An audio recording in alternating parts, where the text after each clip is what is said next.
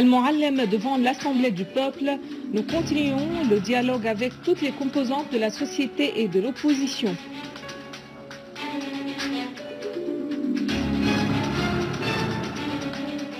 Les missionnistes lancent des missiles et des obus de chars depuis le Golan occupé vers une école et une mosquée.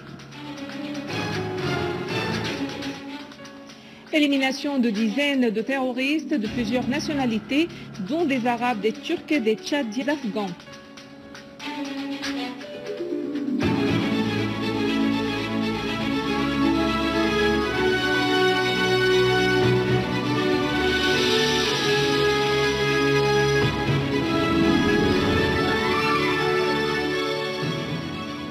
Mesdames et messieurs, bon après-midi et merci d'être avec nous. L'Assemblée du peuple a écouté lors de sa séance tenue aujourd'hui un aperçu exhaustif donné par le vice-président du Conseil des ministres, le ministre des Affaires étrangères et des expatriés Walid Al-Muallem, sur les derniers développements politiques relatifs à la crise en Syrie. Au début de la séance, le président de l'Assemblée du peuple Mohamed Jihad Laham a indiqué que la diplomatie syrienne avait surmonté pendant des décennies plusieurs complots et confirmé sa capacité de faire face au plan tramé par l'Occident et certains Arabes sur sa voie nationale arabe résistante que suit la direction syrienne pour défendre la nation arabe, ses droits et sa cause nationale et sa cause principale, la Palestine, soulignant qu'elle a confirmé à nouveau sa haute capacité d'affronter l'offensive politique et diplomatique qui la vise. De son côté, Al-Muallem a assuré que ce qu'avait fait la délégation de la République arabe syrienne à Genève faisait partie de son devoir national, mais il n'égale point ce que fait tout soldat de l'armée arabe syrienne contre le terrorisme. Al-Muallem a fait noter que la délégation de la coalition avait des instructions claires qui avaient atteint les illusions. C'est pourquoi elle n'était pas capable d'examiner n'importe quel sujet que le soi-disant gouvernement de transition.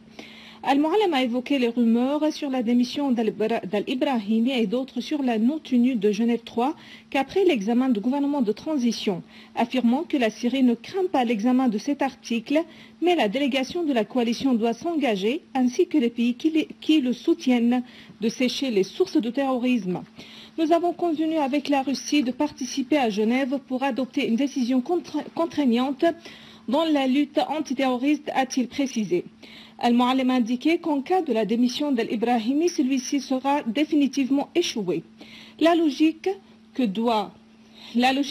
dit deux choses. La première est les accomplissements des forces armées, alors que la deuxième est la poursuite du dialogue avec les différentes composantes de la société syrienne et l'opposition pour engager un dialogue national global en Syrie, a souligné Al-Muallem. Al-Muallem a condamné l'attaque israélienne contre Al-Hamidiyya au Golan.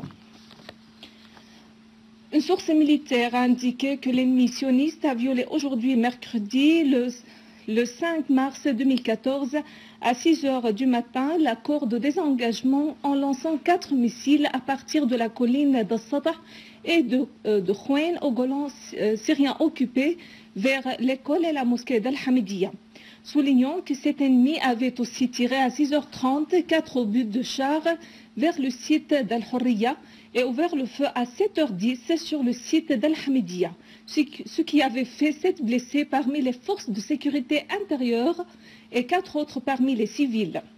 La même source a ajouté que cette agression confirme à nouveau l'implication directe de l'entité sioniste dans l'appui aux groupes terroristes armés et la coordination contre l'ennemi sioniste et ses groupes, notamment à ce moment où les groupes terroristes subissent des frappes écrasantes de la part de l'armée arabe syrienne. La même source a fait noter que le commandement général de l'armée et des forces armées, qui affirme que ces actes hostiles ne l'obligeront pas à renoncer à la poursuite de ses missions dans la traque et l'élimination des groupes terroristes armés, met en garde contre l'implication dans de telles aventures et tentatives de tester nos capacités en combat.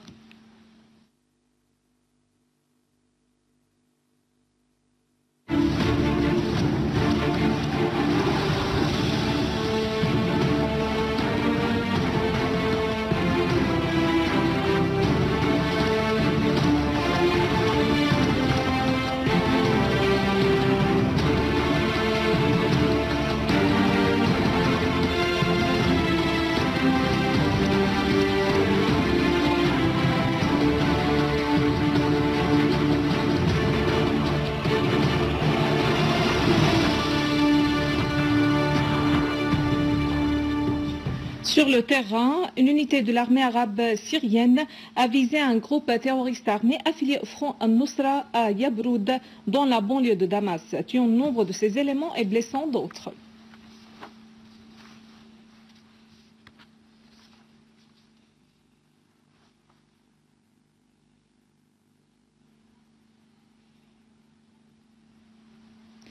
Dans la banlieue d'Idlib, des unités de l'armée arabe syrienne ont abattu à Tal Qar et Khan Sheikhoun plusieurs terroristes dont la majorité était de nationalité saoudienne, irakienne, tchadienne, jordanienne, koweïtienne, turque, afghane, égyptienne et tunisienne.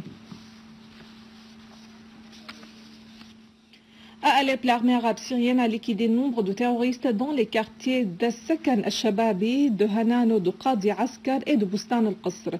En outre, l'armée arabe syrienne a détruit des rassemblements de terroristes dans 7 villages à la périphérie de la prison centrale et dans la cité industrielle, tuant plusieurs terroristes. Dans la banlieue de Hama, un citoyen est tombé en martyr et 4 enfants ont été enlevés suite à une attaque terroriste sur les citoyens près du lac du barrage Rastana à côté du village Jadrin. Sur un autre plan, des terroristes ont été tués et d'autres blessés dans une opération de l'armée dans le village de Morek.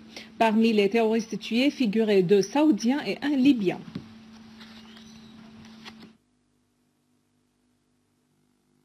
Dans la campagne de Homs, les forces de l'armée arabe syrienne, en coopération avec les forces de la défense nationale, s'avancent vers le village de Zara et contrôlent la colline de Tel Adib après la liquidation de tous les terroristes qui s'y trouvaient.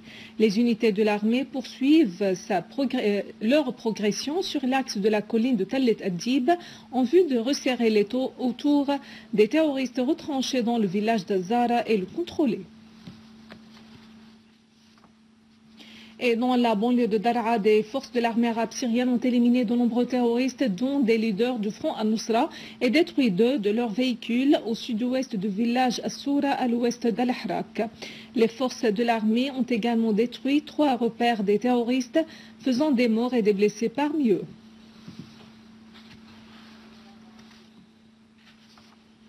En Irak, au moins 12 Irakiens ont été tués et plus de 60 autres blessés dans cette explosion terroriste aux voitures piégées et aux engins qui ont frappé plusieurs régions dans la capitale Bagdad.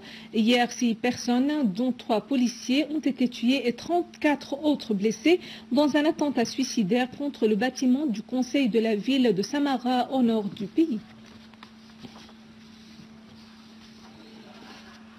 Au Liban, à Tripoli, précisément, 3 personnes ont été atteintes quand des hommes armés ont lancé une bombe artisanale sur le café de Barsan dans la localité de Zahiriya, dans une nouvelle tentative visant à attiser la tension dans la ville. De même, des éléments armés ont lancé une bombe dans la localité de Baal ad-Darawish sans faire de victimes.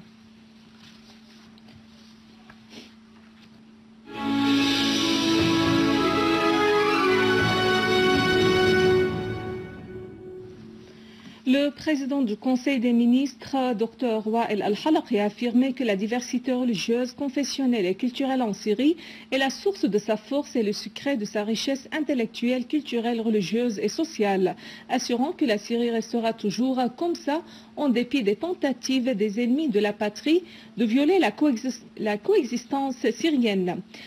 Recevant l'archevêque Luqa Al-Khouri, vicaire patriarcal d'Antioche et de Tolorian, évêque de Sednaya, Al-Halaqi a assuré que les religions célestes avaient mis les fondements de la coexistence entre les êtres humains en diffusant la culture, l'affection et la tolérance parmi les gens et en rejetant la violence, faisant savoir que la Syrie restera toujours un modèle à suivre dans la fraternité et la tolérance grâce à l'authenticité de ses fils.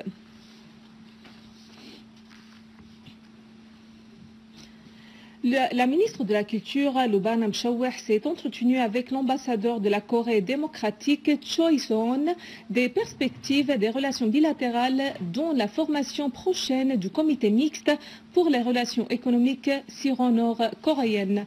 Recevant l'ambassadeur Son à l'occasion de la fin de sa mission en Syrie, la ministre Mchaweh a évoqué les efforts qu'il avait déployés pour renforcer les relations entre les deux pays. L'ambassadeur Son a pour sa part souligné que les deux peuples, syriens et coréens, affrontaient depuis des années un seul ennemi, exprimant sa confiance en la victoire de la Syrie sur le terrorisme.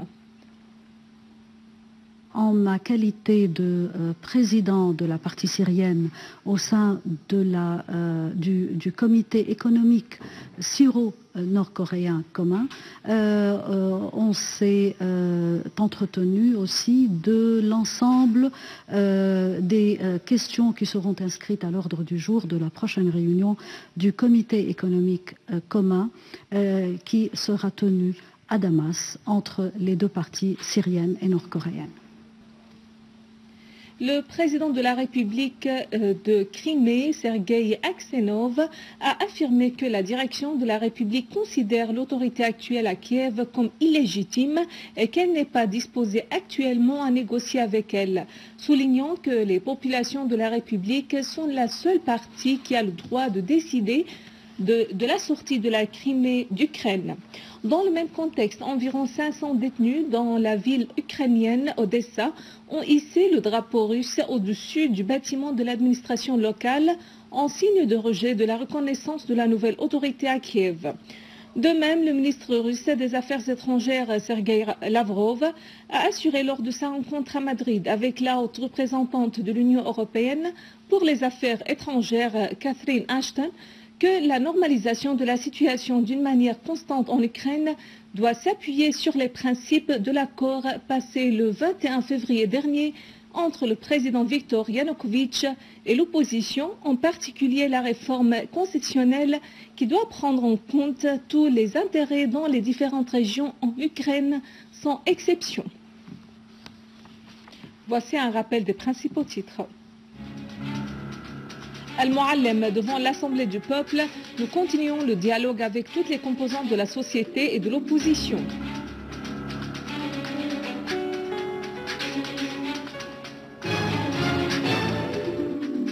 L'ennemi sioniste lance des missiles et des obus de chars depuis le Golan occupé vers une école et une mosquée. Élimination de dizaines de terroristes de plusieurs nationalités, dont des Arabes, des Turcs, des Tchadiens et des Afghans. Mesdames et messieurs, c'est la fin de notre édition. Pour la revoir, visitez notre site web syriaonline.sy. Merci à vous, merci à toute l'équipe. Au revoir.